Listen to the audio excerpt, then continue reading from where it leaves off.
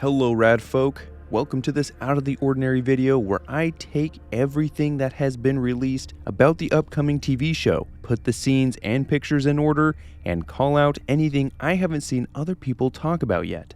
Watch it through to the end to see if you agree, and if my evidence is sufficient, and as always I want to hear your thoughts on the matter. The way this works is I'm going to list all the media, be they scenes from the trailers, as well as officially released photos in the order I believe that they take place in within the upcoming TV series. That is to say, the earliest events will be first, followed by the later events, but, and this is a Liberty Prime sized but, there is no way that I can present all these scenes in the order that we will see in the show. We know there are pre-war scenes regarding a main character who in the pre-war was known as Cooper Howard, but in the post-war is known as the Ghoul.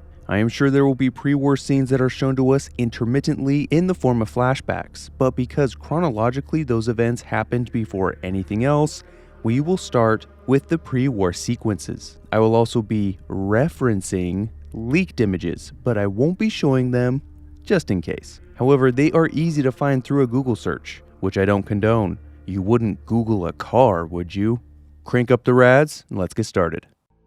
Each section I will first mention the key clues that lead me to conclude the placement of each scene or sequence, and this very first sequence comes first because it all has to do with the pre-war. This scene from the second trailer I believe is likely to be the first scene to take place of everything we have seen so far. We know Cooper Howard was some sort of television or movie star, and apparently he started working for Vault Tech to help promote the brand. We are given a glimpse of a new vault that is likely to be around the Los Angeles area where the game takes place, and unfortunately we know nothing else of this vault, at least until the end of this video. We are presented with a quick scene of Cooper winking that is obviously associated with the other Vault Tech promotional stuff, and I must say it is quite Vault boyish, is that a word? Another flash of a scene shows Cooper kissing who was most likely his wife, and it looks like they may be on set at Vault 4 where they are shooting the promotional video. We know this is likely not October 23rd, 2077, the day the bombs dropped though, because the next scenes show Cooper on that day in a flashy cowboy outfit, not in his suit. He is getting on a horse with a small girl that seems to be his daughter. We witness a truly impressive scene where LA is taking direct nuclear strikes while Cooper and his daughter can be seen riding along the road. And then there's a short scene that shows a shockwave and Cooper and his daughter running amongst the chaos. It makes one wonder where he would first try to go in this situation. Perhaps his home where his wife is, and then possibly a vault to try and take shelter? Being the recent face of the company would perhaps give him some pull if he went to the closest vault and tried to get in. Maybe Vault 4? We know he survives and ghoulifies, so if he indeed did try to seek shelter at a vault and it wasn't successful, this could be a point of resentment in the future. That is the last of the pre-war scenes that we know about. From here on out, it will only be post-war scenes. We get to see a good deal of Vault 33 and Lucy, one of the main protagonists of the series, who has grown up in Vault 33. Since the story hinges on her departure from the vault, I think it only makes sense that chronologically, the next things we see are her in the vault, before she leaves in 2296 when the show takes place. A picture from the Vanity Fair article that came out around the first trailer shows that Lucy and her father, who by the way is the Vault 33 overseer, have a good relationship. She likely has some science skills since she can be seen learning about electronics with her dad. We also see that Lucy seems to get along with the other vault dwellers, and Vault 33 seems like a pretty swell place to live.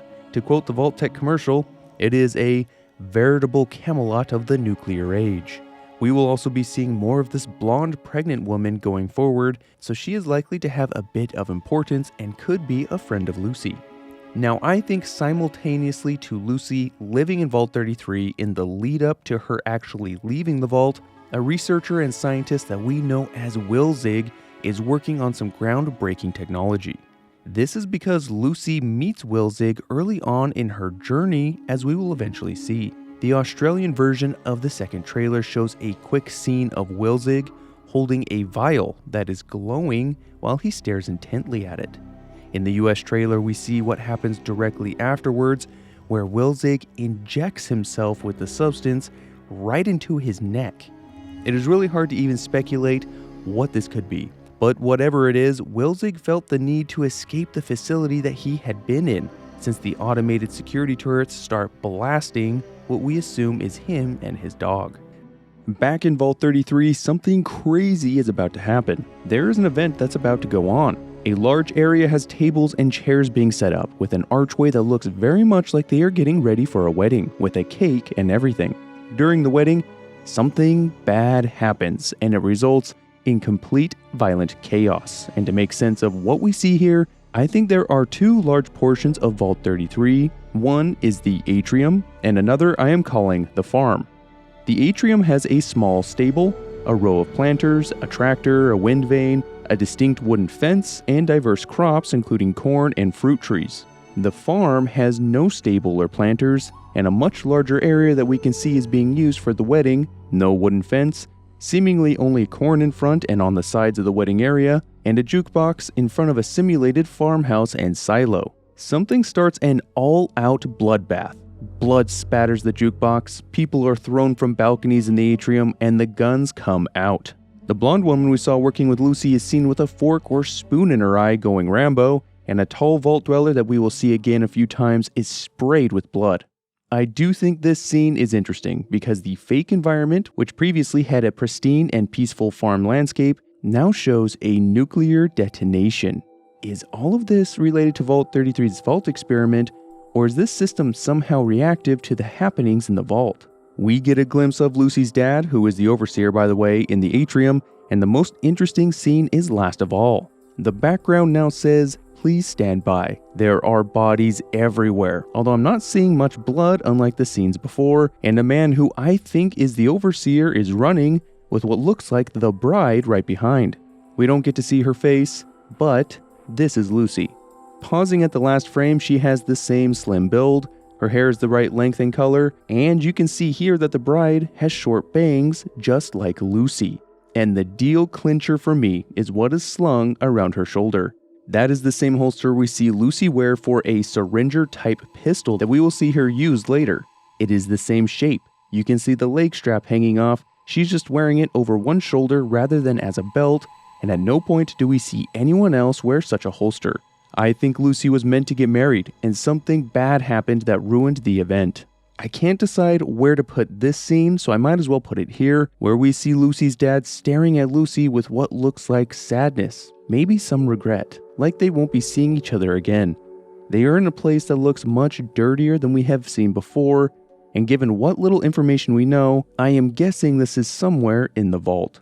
After the, unsuccessful wedding, something else important is happening, and for some reason, Lucy is going to leave the vault. We know this scene comes after the epic battle because we see a guy in the corner all bandaged up. We even see the blonde-haired woman in another scene who had a fork in her eye, all patched up, smiling at Lucy's brother, so the vault didn't end. It's been able to move on. However, I think Lucy decides to leave, possibly due to what happened, and this is the reason for this group of vault dwellers to gather, with the short dark-haired man in the middle being Lucy's brother. And that tall dark-haired man we saw get splattered with blood is asking what is going on.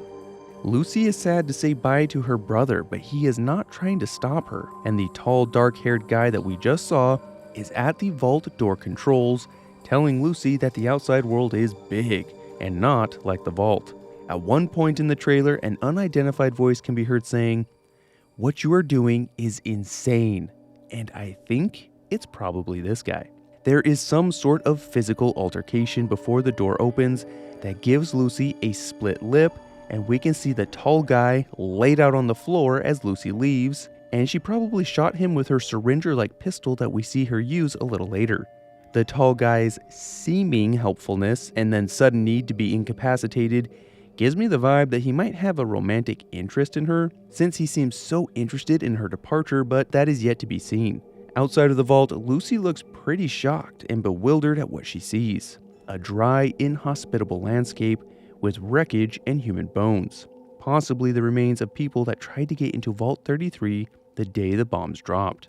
A zoomed out scene shows us Santa Monica, or what's left of it, and we can see Vault 33 here and Lucy walking down below, so we know where Vault 33 is in the universe now. Now, while Lucy is starting her journey through the wastes, I think around this time another key event is happening.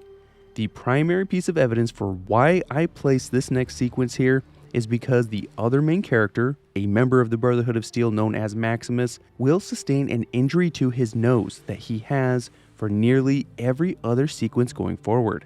But in these scenes, he has no such injury. A battle takes place between the Brotherhood of Steel and the NCR, or what seems to be remnants of the NCR, at the real-world location known as the Griffith Observatory. There are turrets on the observatory's roof, so this is an important base. And I can't be 100% sure, but this quick interior scene of a vertibird blowing up could very likely be part of this battle sequence.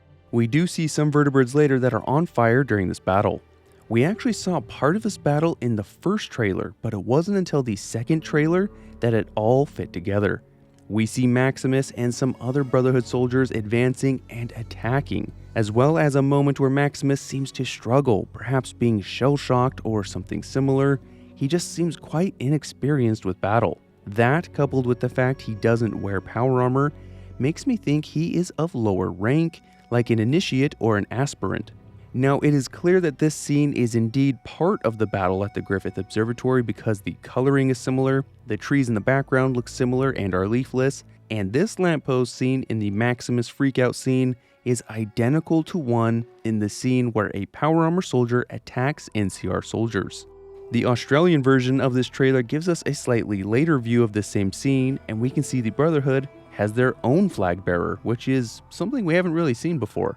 Again, we know that this battle takes place early on because Maximus doesn't have a nose injury here, but he also seems very inexperienced, and I anticipate part of his personal evolution will have him overcoming this. I will reserve my thoughts about the NCR and what we might expect of them later in this video. Lucy will no doubt spend a good amount of time traveling, and the following scenes show her alone and without the injuries that we see her sustain later, so we know these are shortly after she leaves the vault. She is looking for people that can help her answer questions and help her accomplish what seems to be her mission, which she states early on in the second trailer when she says, "The mission of the vaults should be important to everyone, to come up to the surface one day and restart civilization." As part of her travels and exploration, she comes across the Vault-Tec branded products and picks one up that is hard to make out, but appears to be deadly or toxic, and her reaction makes it look like she is disturbed or conflicted about what she sees. Now, this could be a very dark theory, but it does look like it says Vault-Tec Plan B, maybe? What would a Plan B look like for someone that couldn't take refuge in a vault? Why, perhaps a lethal product that one could take a swig of and make an early life exit, rather than trying to survive the aftermath of a nuclear war? Who knows, but her reaction lets us know this isn't good. Lucy continues her traveling, finding a man in his underwear, and I venture that this interaction ends poorly because a later quote from Lucy is that practically everyone she has met so far in the last week has tried to kill her, but we'll have to wait and see. The next important scenes appeared in both trailers and are Lucy meeting with and speaking with the scientist Wilzig around a campfire. If we look at the dialogue said by him between both trailers, there are two things that are made clear. Lucy is traveling alone, and Wilzig tells her that she cannot be alone, implying that they team up and travel together for some time, and indeed we do see them together later. More importantly, and more telling, to me at least, is that Wilzig tells Lucy that she comes from a world of rules and laws, and that she won't be able to do what she needs to do in order to survive in the wastes. This shows an understanding of vaults and what life is like inside functioning vaults, and to me indicates that Wilzig is somehow knowledgeable about vaults, maybe in some way associated with Vault-Tec. This impression is reinforced by some leaked photos that show other people in lab coats pushing a gurney with a covered body on it, and another leaked photo showing a van that has Hawthorne Medical Laboratories, a division of Vault-Tec Corporation, written on the side. These leaked photos put Wilzig and the scenes where he is in a lab coat and experimenting on himself into perspective. Wilzig somehow came from a group that was, or perhaps still is, a part of the Vault-Tec group. There is a chance that this is related to some remnant of the Enclave, but we definitely know there is a connection to Vault-Tec. Perhaps Wilzig developed something that was too dangerous to let his organization keep, or he saw a chance to escape and selfishly profit off of whatever breakthrough he had made. Give me your best guesses, but personally, I kinda hope it's not FEV related. The next sequence appears to be after the attack at the Griffith Observatory base for a few key reasons. One, we can see the nose injury that Maximus will continue to have, and two, he seems to be doing self-reflection, probably as a result of his traumatic combat experience at the observatory. So we can see him without his black uniform with all the straps and loops, sitting in the bay of a vertibird. He's being asked by someone who sounds like they are speaking in power armor. You know that classic power armor distortion, and they are asking, why did you join the Brotherhood? We see a flashback of a freshly destroyed location with a Brotherhood Knight or Paladin looking down at a young Maximus, who has survived some great tragedy with a wound on his chin, which has turned into a scar. I think there is a good chance that the NCR may be responsible for the destruction of little Maximus's home and family. Hence why he says he joined the Brotherhood in order to hurt the people who hurt him. And we see him engaged in a battle where he is hurting the NCR, or trying to at least. I lumped in the scenes where we see the airship, as well as the power-armored soldiers walking toward the camera here because there isn't a great way to tell when these events take place, nor do I think knowing when they do is super important. Moving forward in time, we see Maxon standing in formation with other Brotherhood members. The different ranks appear to have different uniforms, but we can't be entirely sure of what represents each rank.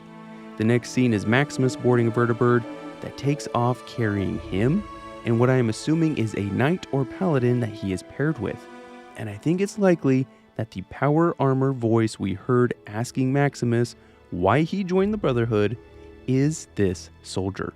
The next sequence is also Brotherhood related, and the reasons for its placement here are as follows. Maximus has his nose injury, the power armor here is lacking a scratch that we will see later, and Maximus is wearing his black uniform, not the colored under armor that we have seen Brotherhood members often wear when they are using power armor.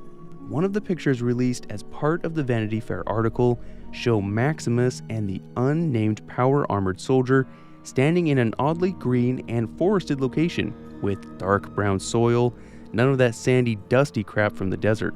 I think this quick scene of a Brotherhood member laying on his back in the brown soil, much like what we see in the picture, looking up, screaming and getting yanked off screen, is the beginning of the Yao Guai fighting sequence. We see the power armored figure getting absolutely owned by the Yao Guai. This is part of the support for the sign from the picture, and later what I assume is the same power armored figure is seen literally punching the Yao Guai in a cave. Now, I'm assuming here that the Yao Guai is responsible for the claw marks we will eventually see on the power armor.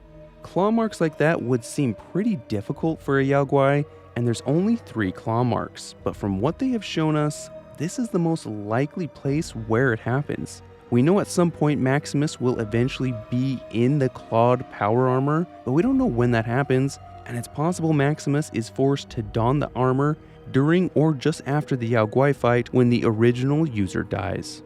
Now we get to a sequence we know the most about, a place known as Philly with an F. Given the ramshackle construction and random assortment of items and materials, I wouldn't be surprised if this was built on or near an old landfill, hence the name Philly. The key clues that this event happens at this point in the story are as follows. Lucy has her syringer pistol and matching boots that she will lose at some point in the future. She only has her lip injury and is missing one she eventually gets on her left arm, and her vault suit doesn't have a bunch of blood on it that we will also eventually see. We never see Wilzig again after Philly, and a power armored soldier shows up here in a suit with claw marks on it. Lastly, it is obvious Lucy is still bright-eyed and bushy-tailed, and this is her first encounter with the ghoul.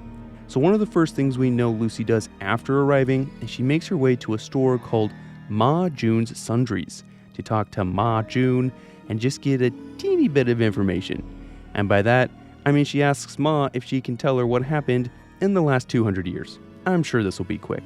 Ma is surprised to see a vault dweller in front of her, laughs, and lets Lucy know that she, and probably most other people, think vault dwellers are pretty dumb, undoubtedly a result of the lack of knowledge anyone in the vaults would have of the outside world. In a bit, we will see that she is in Philly with Wilzig the doctor, and to me, it is really telling that Lucy decides to ask a random store owner what happened in the last 200 years rather than Wilzig. This could mean Wilzig himself has no idea and has been sheltered his entire life as well. Lucy and company encounter the ghoul for the first time, who seems to have been sitting here in Philly waiting for something. He has a small vial in his hand, and we will see later that it appears to be some sort of chem. From a newly released video snippet, we can see that the ghoul approaches Lucy and Wilzig as they are in or just exiting the store. I'm not going to show the full clip out of an abundance of caution, but will show stills and discuss the dialogue. This exchange is super interesting because the ghoul is interested in Wilzig, asking him if he is a doctor, because he is currently looking for a doctor that matches his description. Ma June tells the ghoul that, quote, "Your kind ain't welcome here," and this seems to be her demonstrating ghoul discrimination. And truth be told, we don't see any other ghouls in Philly, so it's probably widespread. However, she could also be referring to bounty hunters in general, since the ghoul is one. The ghoul then says something quite interesting. He says that a bounty has come in through all 6 agencies, and there is a price on the head of Dr. Wilzig. We are left to wonder who these 6 agencies are. Perhaps they refer to the states within the NCR. We know there are 5 declared states of the NCR, with the New Vegas region potentially being a 6th if the NCR are victorious against both the Legion and Mr. House. If this is a reference to agencies within the NCR, it indicates that the NCR is aware of Wilzig and his importance. Or this could just be entirely different groups. We get a tense scene where Wilzig has had his foot blown off and is laying down, and Lucy is rather bravely standing her ground. I believe the ghoul shoots Wilzig's foot to keep him from running, and this act of violence is what sets off the shootout we see later. We can also see what appears to be Wilzig's dog laying either dead or hurt. I'm going to go with hurt because we see the same exact dog in other scenes, unless every dog in the wasteland looks exactly the same. I think there's a chance here that the ghoul will take the dog to heal it and claim it as his own, and we see it in later scenes as well as this Fallout poster that was released. There are a few important things from the dialogue we see here. One is that the ghoul tells Lucy that not much stays clean in the wasteland, showing that jaded side of his personality. The big takeaway though is that after Lucy shoots him with the dart, it has no effect on him, and he tells her, in his own words, that the drugs in that syringe are a drop in a very big bucket of chems. This tells us outright that the ghoul is all chemmed up, something that we will see more of later. We see the ghoul smiling while looking around. Likely his antics are pissing off the people of Philly, and a huge gunfight ensues with the ghoul absolutely devastating everyone, including a guy that looks like he was selling some iguana on a stick. Oh man, where am I going to get my iguana now? An important thing happens here that seems to foil the ghoul's plan to take Wilzig and collect his bounty, and it's the appearance of a Brotherhood soldier in power armor. But not just any power armor, the one bearing the claw marks. I'm still undecided as to whether this is Maximus or the knight he is paired up with. I want to hear what you think, but if I had to guess, I would say that it is Maximus. At any rate, the ghoul's bandolier is nearly empty, so this is definitely at the end of the gunfight when the ghoul has shot most of his ammo. He seems to relish the fight with the Brotherhood member though. He has this big excited grin, even as his shots don't seem to have any effect. One last note is a sign on the door of Ma June's store that says that they accept caps only. Apparently NCR dollars are worthless, yet another terrible sign for the Republic. We can't be sure exactly what happens after this because sequences are shorter and with fewer scenes. That said, I believe the unexpected interference by the Brotherhood member keeps the ghoul from claiming the bounty, and Lucy, at least, is able to get away, and is perhaps asked to come with the Brotherhood soldier. Wilzig does not seem to make it out alive from Philly, or if he does, he doesn't seem to survive for very long because Lucy starts carrying a head around as shown in this scene. I think it is Wilzig's head, and it may be important because we had seen him inject himself with a mystery substance, and perhaps the only possibility of recovering this substance now that he's dead is to have his blood or brain or head or something. There is another possibility that his head is being hauled around precisely because there is a bounty on it, so it's valuable to the right people. At any rate, I believe the next thing we can expect after Philly is the sequence at Hollywood Boulevard. The clues for this are a yellow bag that is most likely holding Wilzig's head, a power-armored soldier is at this location, and most telling, Lucy is sporting a very visible new injury. Some sort of burn injury on her left arm that sliced open the suit. It looks pretty fresh, with the vault suit frayed and charred. Going through the scenes in order though, she approaches a flooded and rather lush-looking Hollywood Boulevard. There is a scene where we see her new wound while she is by the water. She is completely dry though, and the ghoul is seen sneaking up behind her, holding her at gunpoint. It seems the ghoul has been looking for her and tracking her since Philly, but before he can make a move, a giant mutated axolotl jumps out of the water, and we can see her jumpsuit just barely in the corner. We flash to a quick scene where we see the dog, and yeah, this seems like the same dog as before. The coloring, collar, and the distinct spot seem to confirm this. Lucy is also seen all wet, so this is definitely after being surprised by the ghoul. Another axolotl, or perhaps the same one, also attacks the power-armored soldier, ambushing from the water. It is likely that with the sudden attack of the killer axolotls, who may or may not be related to FEV, the combination of human body parts with animals always makes me think of FEV, that the ghoul is able to abduct Lucy. The sequence where Lucy is seen traveling as a prisoner with the ghoul seems to come after the axolotl sequence because we can see a rip in the left sleeve of her vault suit. Although it looks cleaned up and no longer frayed and charred, she is missing a boot, and I can imagine her boot getting ripped off during the axolotl attack, and she doesn't have a wounded and discolored finger that we will see later on. We see a scene of Lucy and the ghoul traveling through the desert again, and then a scene from the Australian release where she is running away, missing a boot with her hands tied, so she is already a captive, and just tried to make a break for it or something before she's recaptured by the ghoul. There's also what kind of looks like an old derelict eyebot on the ground here, but I could be mistaken. We see the ghoul and Lucy make their way to a super duper mart. Lucy is seen missing her boot and her pistol was also taken, after which we get to see some scenes from what appear to be the inside of the super duper mart. There's an interesting scene where the ghoul is sitting on a couch. Lucy is right next to him, by the way, tipped up onto her back, only visible because of her one bare foot, and it looks like he found a working RadKing television that is playing an old movie that he starred in. No doubt this will be a moment we learn more about his past. Maybe he and Lucy will talk and get to know each other a little bit. We get scenes of the ghoul drinking something from a small vial, the one that we saw him playing with at Philly, the background looking just like the interior of the store from the TV scene. It seems to rock his world, and these are the chems he was referring to when he said earlier that his body was a very large bucket of drugs. He appears to be a chem addict. The strange thing about this is the vial and method of taking the chem doesn't coincide with any known chem in the Fallout series. It is possible this is an altogether new chem, or a chem that is usually administered via hypodermic needle that he prefers to take orally, like Psycho or something. There was supposed to be a chem in Van Buren called Smooch that could be eaten, but it was supposed to be green and super gross, so it's possible that this is an entirely new chem.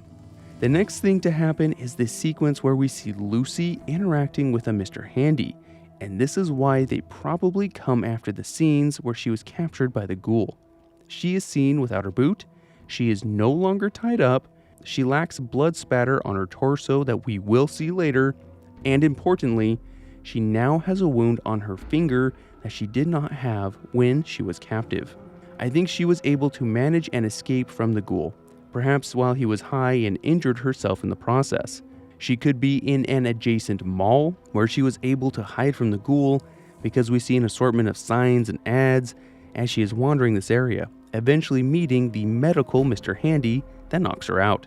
Lucy gets perilously close to being cut open by the Mr. Handy, and it's possible that she does get cut even just a little bit, because in later scenes we see that the top of her torso right under the chin has a large blood stain, which seems to coincide with where the Mr. Handy was gonna saw.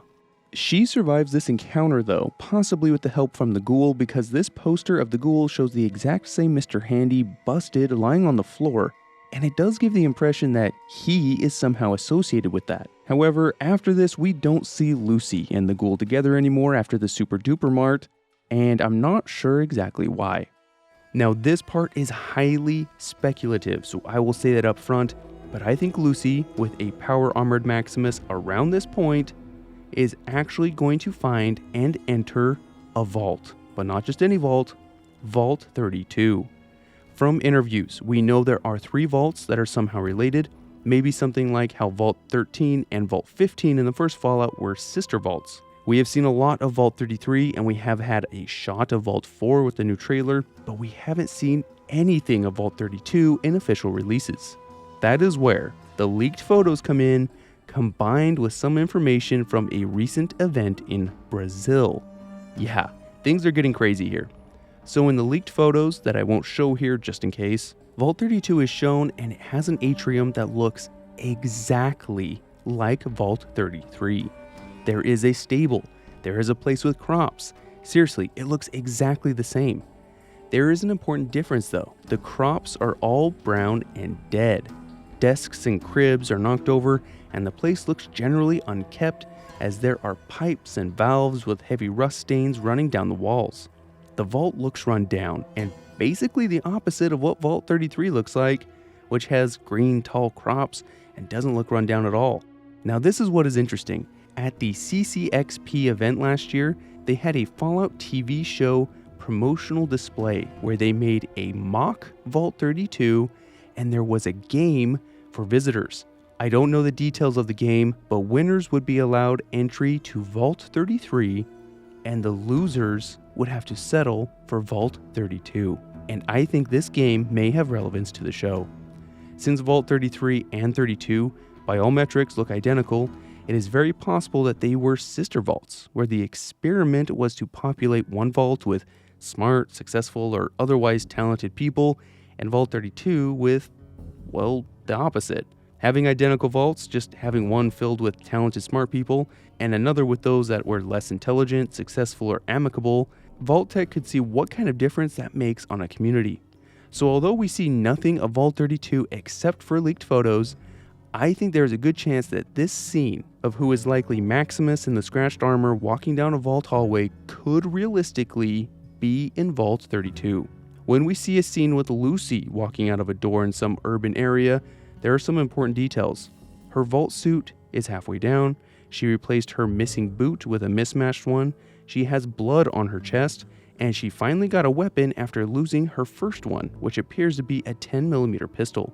The reason I think this is her leaving Vault 32 or is her shortly after having explored the vault is because she now has the extra armor that we have seen before in the series that is part of the armored vault suit. What better place to get armor associated with the armored vault suit than a vault? Additionally, Lucy has a different disposition. She is confident, she is armed, and she is covered in blood. She looks like she fits in with the wasteland, but more than that, she does what it takes to survive.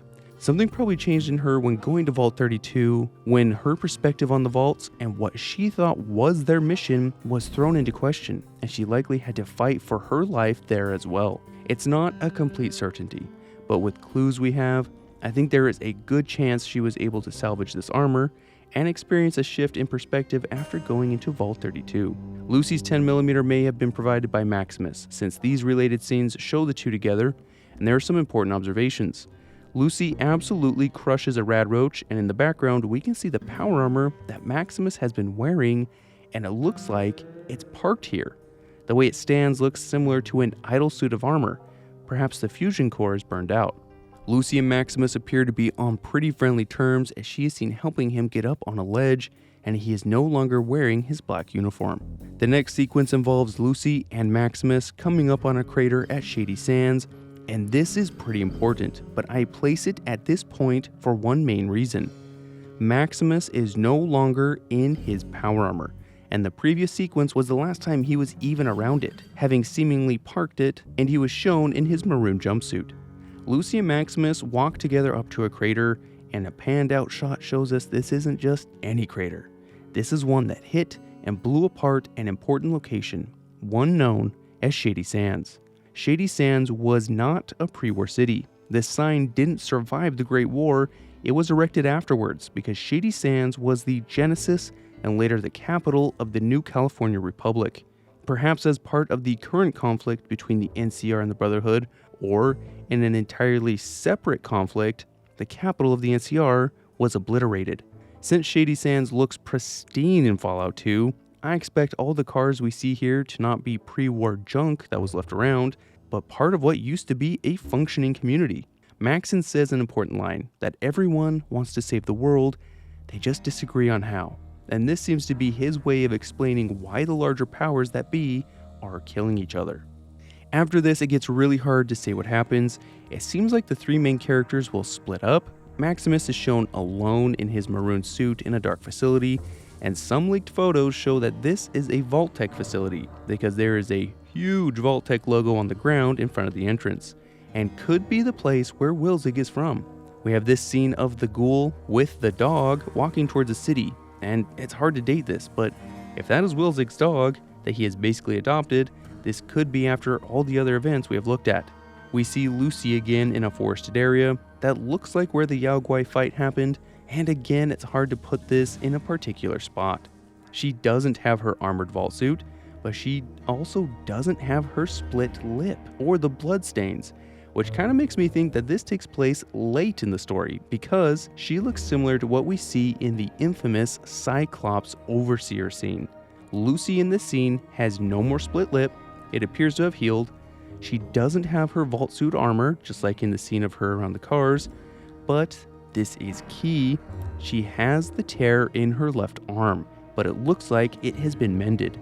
That puts this after she hurt her arm, but enough time has passed that her lip is healed, an injury she had even at the point that she and Maximus became buddies at Shady Sands. That is why I'm putting it at the end here, because she isn't in Vault 32 here, nor is she back at Vault 33, she is in Vault 4, and I can prove it. These suits have the vault number on the back like normal, but also on pins up on the collar.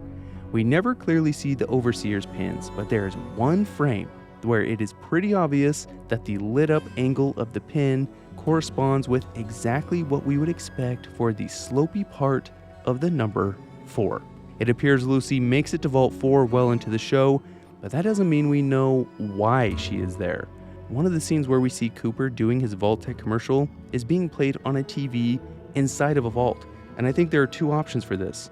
Either this is being played pre-war as part of a promotion inside Vault 4, or this is being played when Lucy finds herself in Vault 4 and she finally realizes that the ghoul worked for Vault-Tec because she will know from her time at the Super Duper Mart that he was an actor in the pre-war, and possibly what he even looked like before.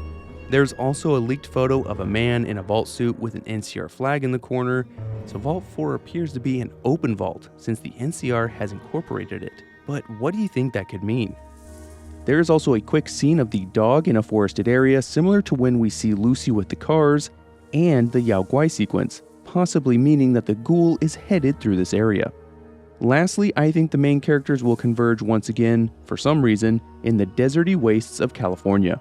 Maximus is shown in his clawed power armor, but he no longer has his nose injury, meaning that this takes place near the end of the show after it has healed. We have this unidentifiable woman running in a desert beach area with a suitcase to an unknown location. And that is every single scene. To me, a few things seem clear. The NCR is on its back foot. Settlements like Philly won't take their currency, Shady Sands is blown to bits, the Brotherhood is fighting them, and their fighting forces look pretty ragtag. The show will have a Western feeling. The recent sneak peek video gives that impression, and interviews I have read reference the good, the bad, and the ugly quite a few times, especially in regards to showing how three main characters cross paths and interact while pursuing a similar goal. So we should all keep that in mind.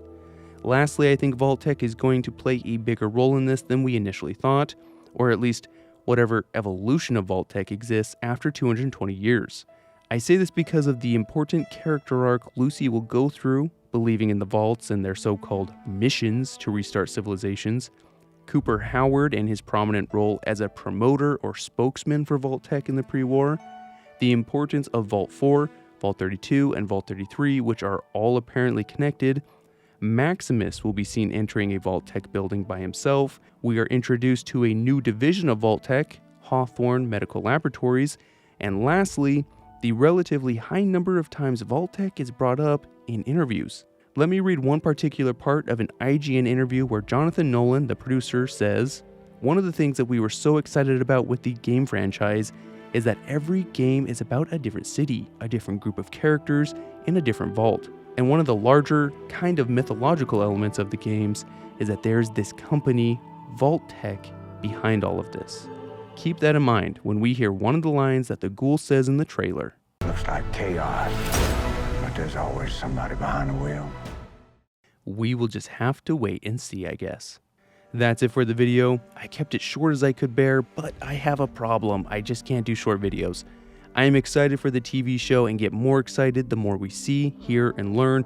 But like always, let's not get too ahead of ourselves, but we should have a lot of reasons to be hopeful. Thank you to my wonderful patrons. I couldn't do this without you. And a special welcome to Anton Al Swede and Tiny Satan 999, who are new. I also need to mention the top tier All for Adam supporters, Acrid B, Arctic Snowpup, Tessa Storm, Gardner Minshew Simp, Dommy Double White, and Tiny Satan 999. Take care of yourselves out there. Remember to just say no to Radaway, and I'll see you soon.